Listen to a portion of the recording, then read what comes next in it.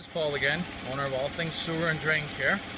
We're out here tonight on a Sunday on an emergency call in Fairfield, Connecticut, because this customer has a main sewer line issue. We're going to go ahead and clear this sewer line for him, video camera inspect, after we high pressure water jet it and get this customer back in business. Stay tuned. We're back. We have a customer that has major root infestation and clay tile line. I want to show you what the roots look like before we jet it. As you can see, that is an 8-inch pipe right there. We're going to clear all those roots out and make sure that there's none there. Okay, we are back. We have successfully high pressure water jetted and derooted the sewer line.